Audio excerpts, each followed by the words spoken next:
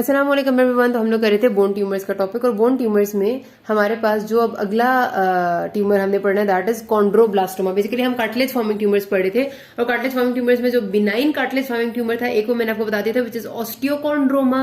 अब जो दूसरा है वो भी बिनाइन है, कॉन्ड्रोब्लास्टोमा। नाम से पता चल रहा है, इसके एंड में मैंने आपको खाली ओमा का सफिक्स है, it means it is a benign mass. अच्छा, अब मैं बता रही हूँ, मतलब ये भी कोई इतना इंपॉर्टेंट नहीं है, इसके बारे में सिर्फ आपको एक बात जो इससे याद रखनी है, मतलब जो इससे मुताल्लिका लाजमी याद रखनी है वो ये कि ये बिनाइन है, कि नाम आपको पता चले कार्टिलेज फॉर्मिंग है।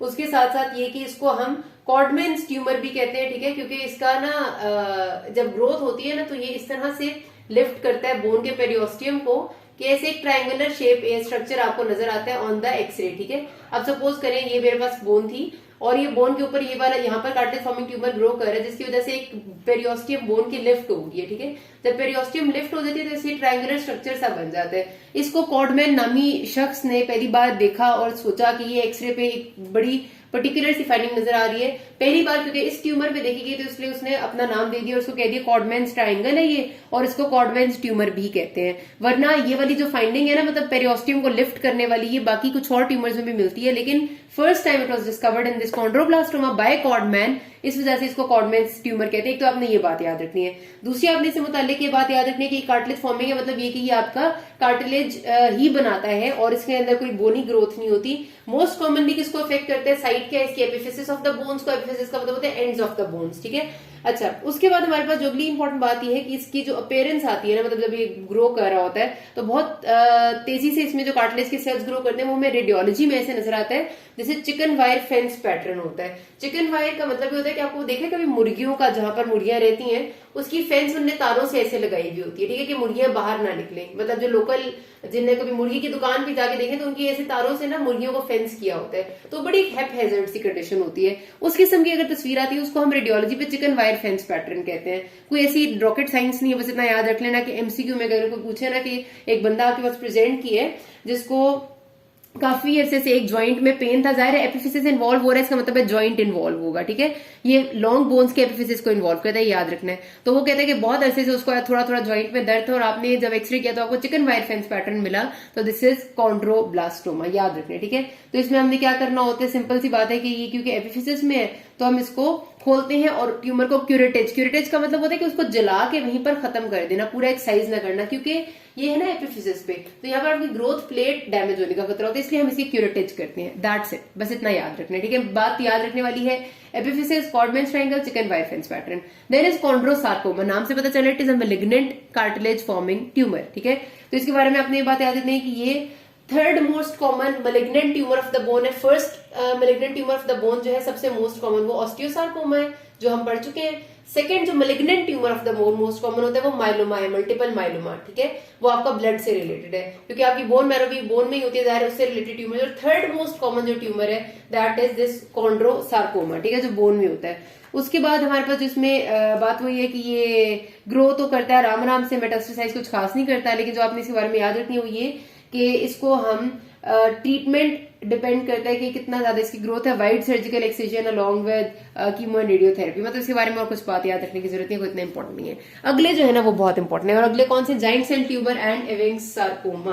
पहले भी मैंने आपसे कहा था कि जो आपके पास कभी कभार क्वेश्चन आ जाता है एससीक्यू में कि आप most common 3 tumours of the bone बताएं, तो 3 मोस्ट कॉमन ट्यूमर्स, ठीक है, मैलिग्नेंट नहीं, खाली ट्यूमर्स में आप सबसे पहले लिखेंगे ऑस्टियोसार्कोमा नंबर 1, उसके बाद आप लिखेंगे giant cell tumour number 2 and Ewing's sarcoma number 3। ये बात नहीं भूलनी, मैंने कहा मोस्ट कॉमन मैलिग्नेंट ट्यूमर्स में ये 3 है, जो most common tumours of the bone में osteosarcoma is first, giant cell tumour is second and Ewing's sarcoma is third. और ये आता होता है और कहते हैं कि इनके फीचर्स लिखें तो आपने अलग अलग से तीनों को थोड़ा थोड़ा सा डिस्क्राइब कर देना है। ऑस्टियोसार्कोमा बता दिया।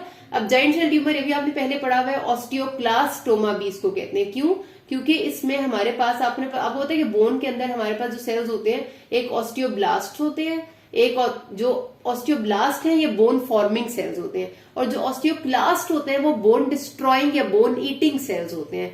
तो ऑस्टियोक्लास्ट जो है ना वो बड़े बड़े होते हैं साइज में, ठीक है, काफी इनका साइज बड़ा होता है। और इस वाले ट्यूमर में आपके बहुत ज्यादा ऑस्टियोक्लास्ट होते हैं बोन के अंदर, इस वजह से इसको हम ऑस्टियोक्लास्टोमा भी कहते हैं। अब आपने याद रखना है, इन ट्यूमर्स को आपने सब कुछ याद रखना है, ठीक है। पहली बात तो जाइंट सेल ट्यूमर के बारे में कि ये कहां पर ग्रो करता है, एपिफिसिस ऑफ द बोन्स में, लॉन्ग बोन्स के एपिफिसिस को इन्वॉल्व करेगा, ये मैं साथ साथ ही बताती जाती हूँ।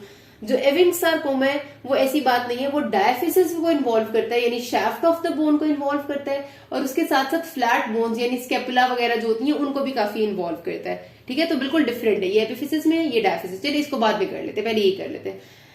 एपिफिसिस ऑफ द बोन में आ गया। उसके बाद इसकी जो बात करते हैं कि हमारे पास अक्रेंस है, वो वही बात है कि यंग एज ग्रुप में, ओल्ड एज ग्रुप नहीं। आपके पास जो पेशेंट आएगा वो हमेशा यंग एडल्ट होगा, कोई 20 से लेकर 40 के एज ग्रुप में। ठीक है, अच्छा उसके बाद हमारे पास अगली चीज है जी इसकी साइट, तो मैंने आपको बता दी। ऑस्टियोक्लास्टोमा क्या होता है भी बता दिया। उसके बाद जो इसके फीचर्स होते हैं ना, उसमें मैंने आपसे कहा है कि मल्टीपल लार्ज मल्टीन्यूक्लिएटेड सेल्स होते हैं। ये लफ्ज आपने लिखना भी है और याद भी रखना है कि बहुत ज्यादा है, लार्ज साइज है, मल्टीन्यूक्लिएटेड सेल्स होते हैं हमारे पास, और एक एक सेल के अंदर 150 से ज्यादा न्यूक्लियाई होते हैं, इतना मल्टीन्यूक्लिएटेड होता है। ठीक है, तो ये आपने जहन में एक बात रखनी है। उसके साथ साथ हमारे पास एक और जिसका कैरेक्टरिस्टिक फीचर है वो ये कि जहां पर ये ट्यूमर ग्रो किया हुआ होता है ना, इसके और नॉर्मल बोन के दरमियान में बहुत शार्प मार्जिन भी होता है, मतलब आपको साफ साफ पता चल रहा है कि यहाँ ट्यूमर खत्म हो रहा है। और जब हम इसको रेडियोलॉजी यानी एक्सरे पे देखते हैं तो हमें ऐसा लगता है जिस तरह आपको पता है सोप के बबल्स बनते हैं ना, ऐसे बुलबुले बन जाते हैं साबन से। एक साबन आपने पड़ा वो देखा होगा, जब आप हाथ धो के साबन को रखते हैं उसके ऊपर छोटे छोटे से ऐसे बुलबुले से बनते हैं। तो जब एक्सरे करते हैं ना, कोई एक्सरे में बोन में उस तरह छोटे छोटे से बुलबुले नजर आते हैं, जिस तरह सोप बबल होती है। तो soap bubble appearance is characteristic of giant cell tumour. तो आपने क्या क्या बातें याद रखनी है? लार्ज मल्टीन्यूक्लिएटेड मल्टीपल सेल्स हैं, ऑस्टियोक्लास्ट हैं, मोर देन 150 सेल्स भी हो सकते हैं, और मार्जिन बहुत डिफाइंड है, और उसके साथ इसकी सोप बबल अपीयरेंस है। मतलब जाहिर है इसका एक फीचर है, आपको नजर आता है और आप इसे डायग्नोज कर लेते हैं। इसका डायग्नोसिस हर किसी भी ट्यूमर में ना एक ही चीज है, हिस्ट्री एग्जामिनेशन है। फिर इसकी हिस्ट्री एग्जामिनेशन में कोई खास बात नहीं होती सिवाय पेशेंट पेन के साथ प्रेजेंट करता है, नथिंग एल्स। ठीक है, x-ray, CT scan, MRI and biopsy if needed, मतलब इसमें कोई चेंज नहीं है, सारा वही कुछ है कि एक्सरे, सीटी स्कैन, एमआरआई कराते हैं। एक्सरे से आप डायग्नोसिस को मतलब अंदाजा लगाते हैं थोड़ा सा, सीटी स्कैन होता है आपकी ग्रेडिंग ऑफ द ट्यूमर के लिए, और एमआरआई भी उसमें आपको हेल्प करता है, और बायोप्सी जो है वो कंफर्म करती है डायग्नोसिस को, क्योंकि बायोप्सी में क्या होता है कि आप उस ट्यूमर को बाहर निकाल के उसको व्यू करते हैं माइक्रोस्कोप के अंदर उसके सेल्स को। ठीक है, तो बायोप्सी एक्सिजन होती है उस चीज की, इस वजह से वो आपको कंफर्म कर देती है। And treatment is the surgical rejection, मतलब इसको आपने कंप्लीटली रिमूव करना होता है, और साथ थोड़ा सा नॉर्मल एरिया भी रिमूव करना होता है ताकि ठीक हो जाए बिल्कुल। Then it's Ewing's sarcoma. Ewing's sarcoma is again a very very important tumour. आपको जैसे मैंने कहा था कि ये डायफिसिस ऑफ द बोन्स को इन्वॉल्व कर रहा है, मतलब ये कि इसकी ये वाहिद ट्यूमर है जो शाफ्ट ऑफ द बोन्स में है और फ्लैट बोन्स में है। अच्छा जी, अब इसमें क्या डिफरेंस है? ये हमने कहा था कि मैरो ट्यूमर है। मैरो इस वजह से क्योंकि ये आपके ना जो बोन मैरो में एंडोथीलियल सेल्स होते हैं, मतलब बोन मैरो को जो लाइन कर रहे होते हैं ना एंडोथीलियल सेल्स। आपको पता है कि दिस इज योर बोन, अगर ये तो चलो ट्यूबुलर बोन है, इसके अंदर मैरो है और मैरो की lining is with endothelial cells. उनसे ये प्रिमिटिव एंडोथीलियल सेल्स से ये ट्यूमर अराइज करता है, और बच्चों में ही होता है 10 से लेकर 20 ईयर्स। ठीक है, ये इसकी अराइजिंग है। उसके बाद हमारे पास इसमें जो दूसरी इंपॉर्टेंट बात है कि ये बहुत बड़ा हो जाता है, इसके सेल्स इतनी तेजी से ग्रो करते हैं, इतना लार्ज साइज इसका हो चुका होता है कि ये सिर्फ मैरो से नहीं बल्कि ये कॉर्टेक्स को भी इन्वॉल्व करता है, फिर कॉर्टेक्स को ये पियर्स करके बाहर जाता है, और ये एक्स्ट्रा ऑसियस इन्वॉल्वमेंट। तो इस तरह आपको ये वो वाहिद ट्यूमर है जो बहुत शदीद एक्स्ट्रा ऑसियस टिश्यू, बोन के बाहर के टिश्यूज को भी इन्वॉल्व किए हुए होता है। ठीक है, स्टार्ट मैरो से होगा, फिर बाहर, और फिर बाहर, और फिर बहुत बड़ा इन साइज।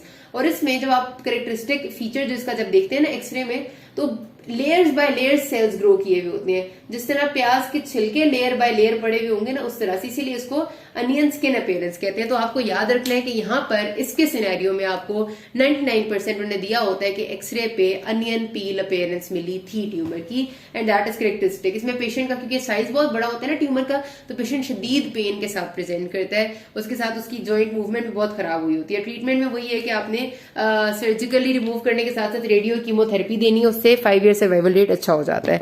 ये चैप्टर भी खत्म होगा, कोई मसला हो किसी को you can ask me. Thank you.